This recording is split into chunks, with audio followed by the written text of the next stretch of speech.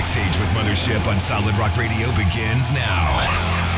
Hear the best in new music, artist interviews, stories from the road, and more. You are now backstage, and here's your host, Mothership. Hey, everybody. Dave Decker's nonprofit ministry called LightsOut provides soul care for touring artists, bands, and speakers. It's a ministry that's close to my heart, and I highly recommend him. Let's jump into the call. Dave Decker of LightsOut. How you doing, man? I'm doing good. Great to talk to you. It's been a couple of weeks. We had been together in Germany for Loud and Proud in, was it 2018 or 19? 19. 2019, and then just a few weeks ago. Can you tell me a little bit about your background, how you found yourself in this ministry? Yeah, I'm a farm kid from South Dakota. Grew up in a super small town, really small school. 399 people in my town, and my uncle would joke when he came to visit that he, boosted the population significantly up to 400. 9 kids in my graduating class. 3 of them were my cousins. That's very true. I grew up on a farm and I loved it. It was a great place to grow up, a great way to grow up. Had a youth group when I was in high school where we had a really great youth pastor who invested in us. And I thought, man, what a good thing to do to work with high school kids. Like what a fun, easy job that would be. So that's what I wanted to do. It's really all I've ever wanted to do is to work with young people and help them understand the good in the good news. And so I did that for a bunch of years. I worked with a music festival in South Dakota. As part of being a youth pastor, I had these bands occasionally call me in the late 90s and early 2000s who were touring through the area and saying, hey, do you have a place that we could play? So I got to know some of those stories and got to know some of those bands and found myself noticing things like this guy's asking to use internet in my office and trying to sell a bass. And I was like, oh, so what do you got going on? And he's like, oh, I'm just trying to sell this bass because they were trying to get some money to do blah, And I was like, oh, that's a different side of music. And I just found myself noticing these things. I worked with a music festival called Lifelight out here. And at first I was like the volunteer. I ran the Jumpy House the first year I helped with them. And then a couple more years I was helping and they're like, hey, would you help us book some bands? And I'm like, I really don't know how to do that. And they're like, well, those bands that you have at your church, could you give us some input with that? And so I kind of started just helping a little bit. And then after a few years, I was booking all of the bands for the B stage, like the rock stage at our festival.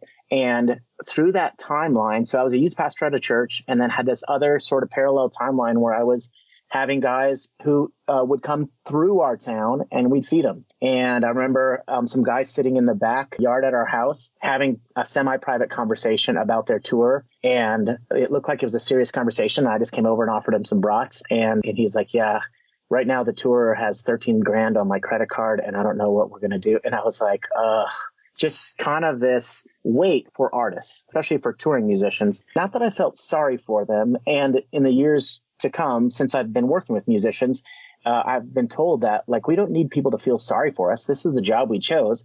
We just want people to care and to understand a bit. And so I felt like I did that. And so I had this timeline of working with and getting to know and booking bands from the business side, like the fun hour that everybody sees on stage. But then also I had them stay at my house or I would feed them when they were traveling through and got to understand the 23 other hours in the day that, again, aren't pity hours, but are a reality when you're away from your friends and your family and home and hope and things can feel sort of lonely. My wife and I started noticing, this people group. And that's when I stopped working as a full-time youth pastor. I was kind of looking for what I was going to do next and thought I'd get another job in youth ministry. And kind of got an ego hit from 2 churches. Like one church, I thought, oh, for sure, I got this job. I mean, for crying out loud, I'm me, And and my safety job, this other place that I had applied to just in case, heard back from both of them on the same day, and they said, hey, we're going in a different direction. And then, I was pretty crushed of my ego and just like, oh crap, what am I going to do? And I probably could have applied for some other job and gone in that direction. And my sister-in-law was like, what if have you thought any more about doing stuff with the bands that you do stuff with? And so I sat down and started writing ideas and possibilities and what if we did this? And what if we did this? And what if we did this? And a lot of what I thought would happen really fast and like the systematic 3-year approach thing that I all lined out for Lights Out, that isn't exactly how it works. But a lot of what we are doing came from that, just sitting down and being willing. And I mentioned being a farm kid because I feel like that's where some of that started for me. Like since I can remember being just a little fart on the farm, like you just get up and help. And we had chores and we had stuff to do, but it wasn't like, hey, maybe I'll help or maybe I won't. It was just like, yeah, everybody helps and this is how we live. And so I've always just kind of thought that way, have found that being open and being willing to serve leads to all kind of adventure. And so trying to say yes where it makes sense, trying to pay attention to where there's a need, and then trying to find a way, like, is this a real need? Is this just something that I think is a need? Like, how can I check in with these guys? Like, is this really something that would be helpful for you? And then try to serve in that way. So it took about a year after we left the church in full-time ministry. And I figured out how to start a nonprofit, figured out how to do the paperwork, had some great help from some friends. They gave me some like, hey, this is what we did. Here's some documents that we used. You can use this and modify it. And then applied for nonprofit status. And that was 15 years ago. Wow. That's crazy. It is crazy. So tell everybody what Lights Out does. Yes. So most basically, we try to provide soul care for the touring community. So what that looks like is most basically, I try to do a Bible study once a day with the band that I'm with. And sometimes that's tour personnel. Sometimes that's someone who runs monitors. Sometimes that's some of, their friends. Sometimes it's all of the band. Sometimes it's bands in a whole tour that's maybe traveling together. Sometimes it's just a few guys from one of the bands that I happen to be working with. It also looks like throughout the day, I serve in whatever way I can. So guys are unloading gear. Sometimes I help with that. Guys are building truss or putting stuff on stage, or I like to tell a joke about truss problems. And I just say, look like you guys are having truss issues. So as long as I get that joke out, then that's fun. I get to be on stage for a minute. But yeah, just try to help out during the day. And then inevitably conversation comes from just being around each other and hanging out. And then probably some continuation of what we've talked about in the Bible study. And then I'm out, not for a whole tour ever. I'm out for usually maybe 3, 4, 5 days at a time. I fly into one city and then fly out from a different typically. So logistics can often be a challenge trying to get out on a bus. Yeah, I just try to go and serve. I'm a pastor for a people group, and sometimes the people group that I'm working with is good and they're doing great and their marriage is in good shape and they can be honest about that. And sometimes there's substance abuse and sometimes stuff has fallen apart at home and sometimes they're really struggling with something. And so I try to best I can help provide some care and counsel in those areas. And then when I'm off the road, I try to follow up with that band in an ongoing basis and stay in touch with them and just see how they're doing. How do you decide who you go with? Are you invited or do you reach out? Yeah, a little bit of both. Typically is bands I'll either meet through a mutual friend. Typically that's like the closest connection or the best connection. Like someone will say, hey man, I want you to meet my friend Dave. Tell him what you and I were talking about. And like that's happened often at festivals where I'll meet somebody and then they'll kind of unload. And then I can say, hey man, I'm going to be at this place in like 3 weeks. Let's follow up there. And often the look on their face like, oh, because bands will come touring through. And even in my town, a band will come here and maybe they meet a super nice person and they're fantastic and friendly and they have this exchange with them and the person really cares for them and maybe prays for them. That's great, but it's not accountability if there's no account, if there's no accounting. No follow up. There's no follow up with folks. It's not actual accountability. And I think that can sometimes be more harmful because it creates this illusion that, oh, I told somebody and I talked about my problem with somebody. And so it's good. But if no one's following up with them, if someone's overly honest on stage, they're like, oh, well, get your stuff figured out. And then maybe we'll have you back. Like we love a redemption story, but we're not often part of the redemptive work. So a good place for an artist to be honest is typically not on stage. I'll be able to touch base with a band, meet someone, hear their story, and then be able to say, hey, let's follow up with that in a few weeks. I can tell by the look on their face that that's a new thing for them often, where accountability that travels with them. So I try to do that. Most often, I'll put an offer out there, usually with anyone I meet, any band that I meet and feel like there's a connection. Like I reach out, and then if they reach back, then I'll spend some time with them. I've had bands say, hey, could you come out in 2 days? We're going through something. Can you be here in Ohio, like in a couple days? And done that. And then a lot of times it's a little bit more scheduled out and just say, hey, would it work for me to be on the bus? Is there space? If there is space, would these times work? If these times would work, then, how do we figure out the rest of it?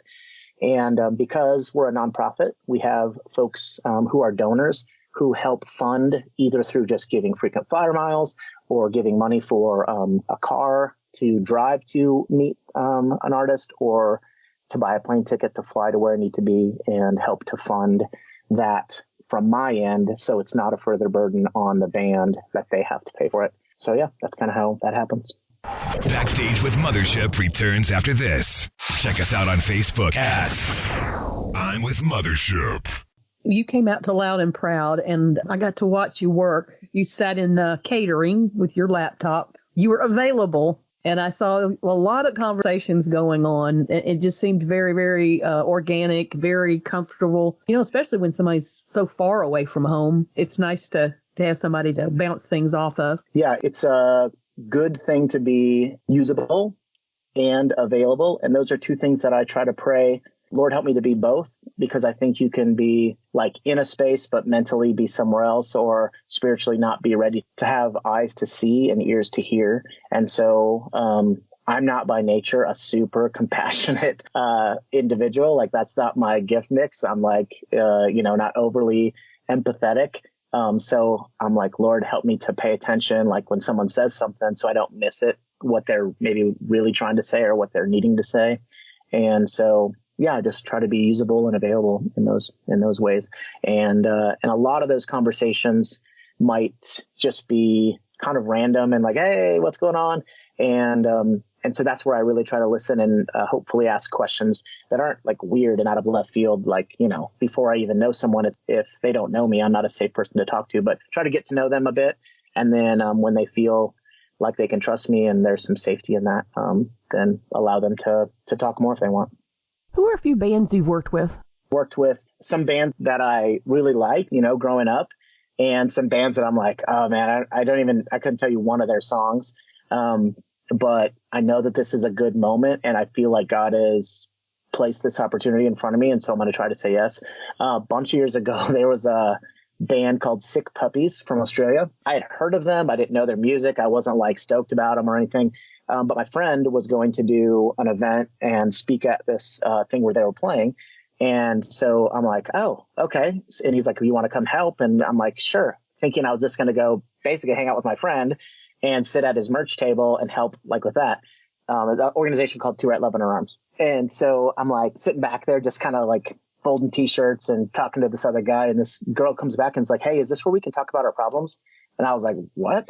Because this band it was not a ministry like situation. It was not a Christian concert. It was just like these dudes up there singing, and had little affiliation to with Jesus other than some of the names they were saying. And so I was like, okay, and talked to this gal, and she's like, my parents are doctors, my grandparents are doctors. I'm a pre-med, and I want to kill myself because I don't want to be a doctor, but I don't know any way out. And so it was a very meaningful conversation and some ministry. I think back to that and thinking about availability and usability and saying yes to a ministry opportunity with a band that I had zero idea about. I really didn't care. I wasn't like, oh my gosh, I get to see this band. So that was Sick Puppies. And then, kind of all over the Cutlass and Disciple, a band called Remedy Drive, done a little bit with The Protest, Sanctus Real, this band called For Today a bunch of years ago, Seventh Day Slumber, Everyday Sunday, John Rubin, Eric Tim's a painter.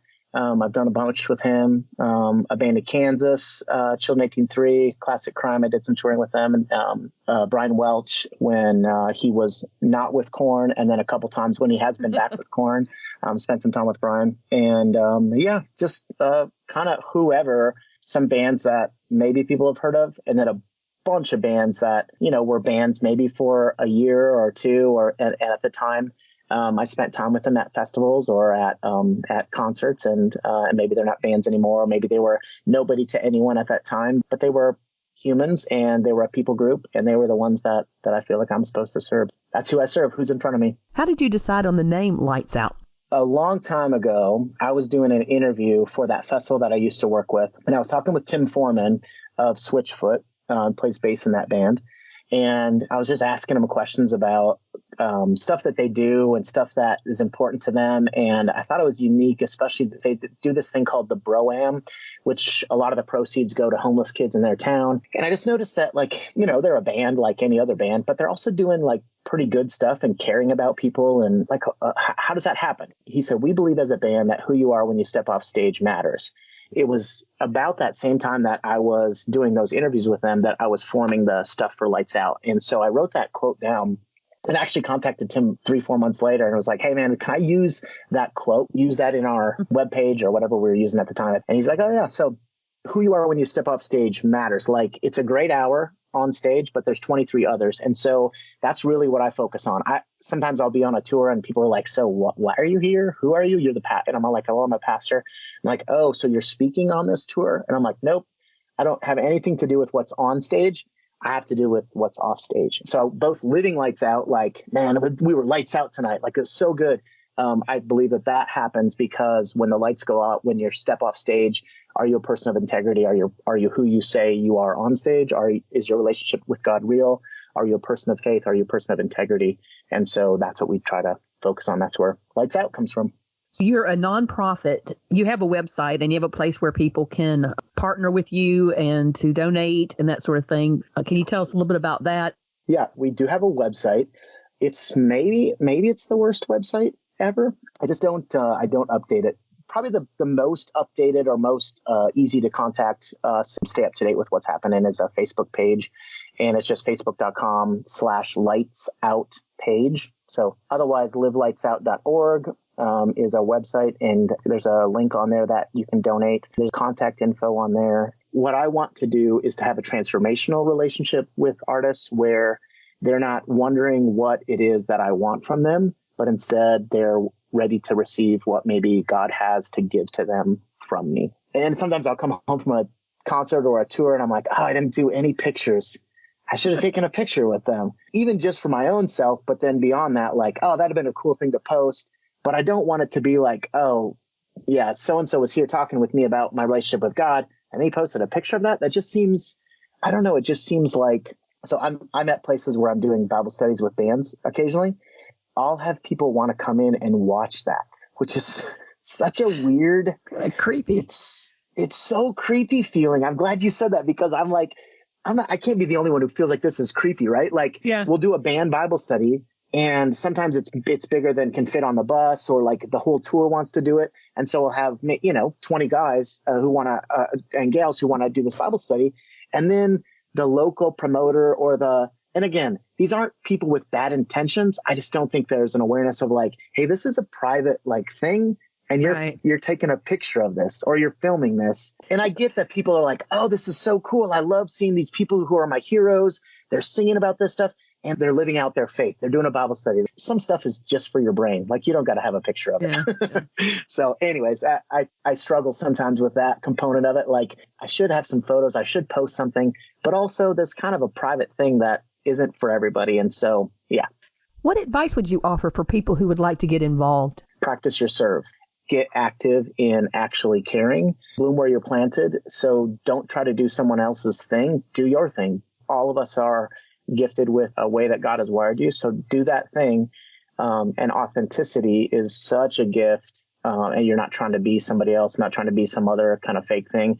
And when you're trying to allow someone else to be authentic, you being authentic yourself, that's fertile soil for good things to grow in. So yeah, bloom where you're planted. I have this buddy, Rick, who lives in Dallas, who's like, hey man, I'd love to help out. He's just a good dude who's like consistently asking the question of how can I serve? And man, that's how Rick is wired. And he's blooming where he's planted in Dallas. And so almost every time a band that either he pays attention to or that has reached out to me happens to be coming through his area, he's like, hey man, I know so-and-so is going to be in the area this week, and I'd love to go and serve them. Could you reach out and see if they need anything? And so I'll do that. And I'll reach out to the band, and I'm like, hey, my buddy Rick, I don't know if you remember him. And they're like, and now a lot of times they're like, oh yeah, we know Rick. Some of the bands he just communicates with directly, and it's like, hey man, I'm here on behalf of Lights Out, and I'm just ready to serve. So that sometimes looks like him praying with them, sometimes having real conversations with them, sometimes just bringing them something helpful, like, maybe not as good as banana pudding, but he'll bring them stuff that they maybe need on the road. And a big part of that is consistency, and a challenge of community is continuity. And so Rick is trying to provide some continuity in relationship in the Dallas area when bands happen to be there. They're like, oh yeah, we know this guy. So that creates safety, that creates trust. He's just trying to be a helpful, willing servant. And so I think that's a great way to be involved. Some people want to be involved by helping us. That's a great way as well. We need to eat food. We need to have airplane tickets to get places. We need to have hotels sometimes to stay in. Sometimes I'll get dropped off at an airport. Sometimes I'll get dropped off at a hotel and have to fly to that city the next day. And some people, like business friends, who are like, yeah, dude, I have 8 billion hotel points. So here's 10 of them, or here's 50 of them, or here's 30,000 points. Use these. So there's all kind of ways for people to help financially. Gifts, in-kind donation kind of things. And then massively, we just ask for prayer for us to be paying attention to what it is that God has for us so we can be really useful and available. And when I say we, I'm usually the one who travels, but my wife is a partner in ministry and has been for years. She has her own work that she does through an organization called Vantage Point 3 that does leadership training in churches across North America. But she does our books, and she does a lot of the stuff in planning and deciding what we're going to do and what we're going to be about, and even some of the stuff that we've used on retreats with bands from their company, Vantage Point 3. So we're definitely partners in this, and so we mean it when we say that prayer is a big thing in helping us. So there are some excellent ways to support your favorite musicianaries, and I know there are a lot of people out there that just need to know what to do. Knowing that there's people across the country who want to do that stuff, who have the right heart, who aren't trying to take, but instead are trying to give and really genuinely care for these artists, that's such a good thing and a massive need. There's tons of bands with tons of needs.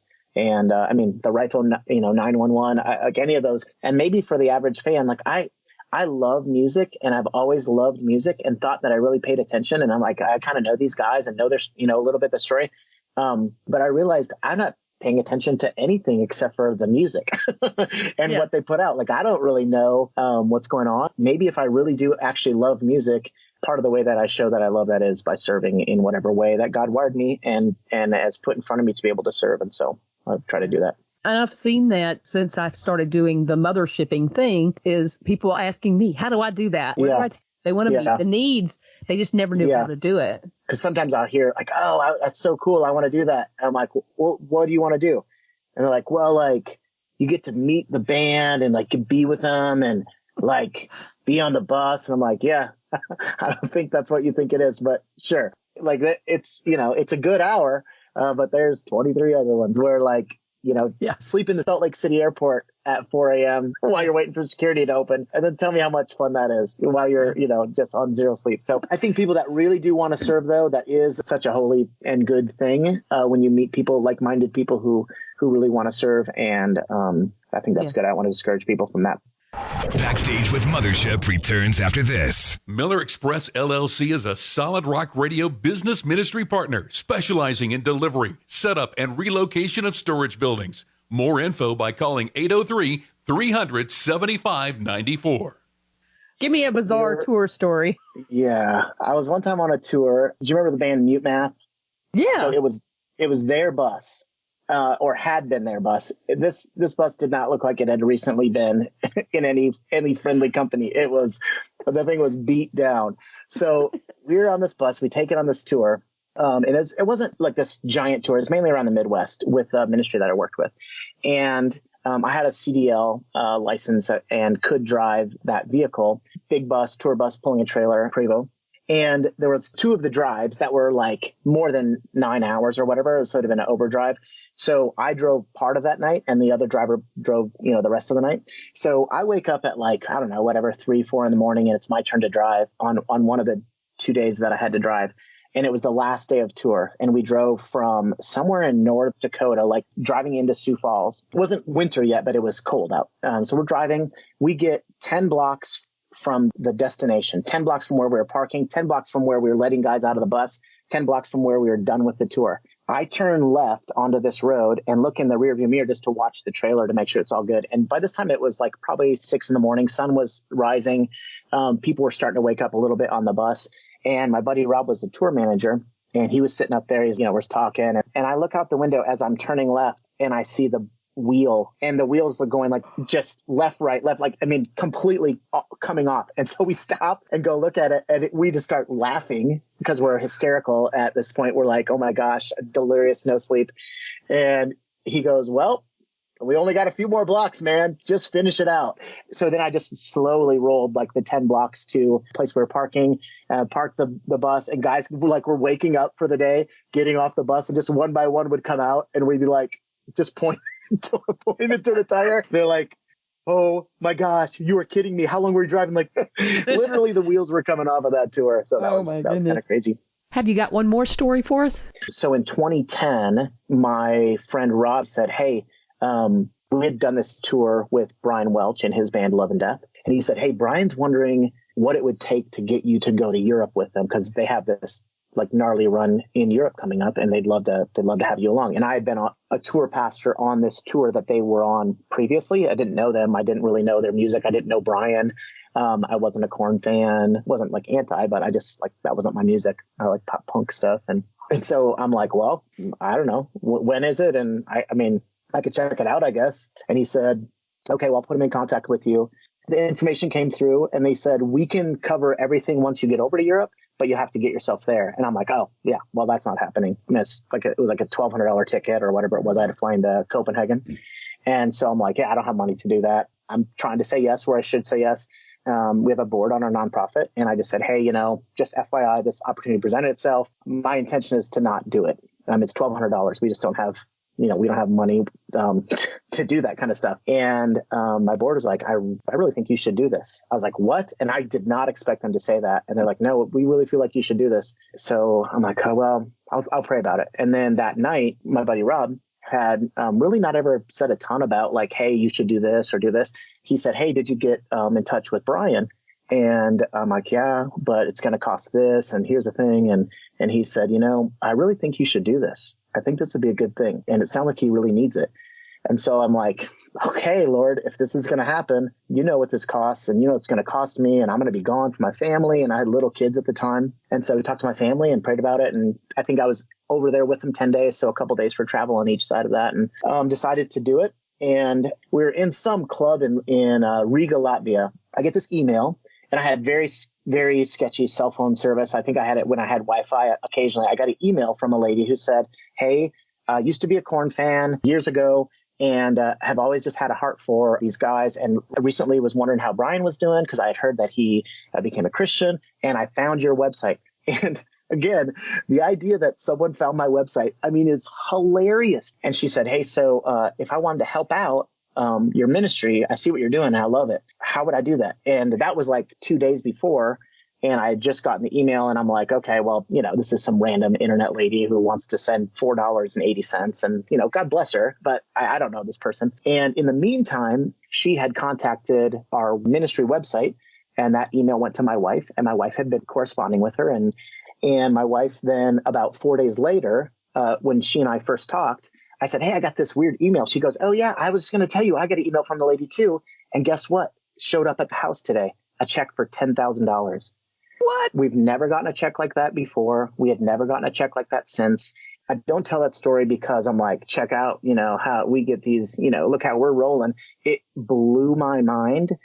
And I felt so strongly God saying to me, don't worry about those $1,200. Like, we'll figure this out. If you're willing to do this, if you're willing to serve, I got adventure for you. And it's been like that ever since. What I envision in my narrow, small, nearsightedness, God says, be a little more farsighted and look down the road, and we'll get this. We'll get it figured out. If you're willing to serve, we'll take care of it. And so I couldn't believe it. It blew my mind, and it covered my tour costs to be in Europe during that time. So those are two kind of crazy things from being on the road and being hugely blessed in the midst of it.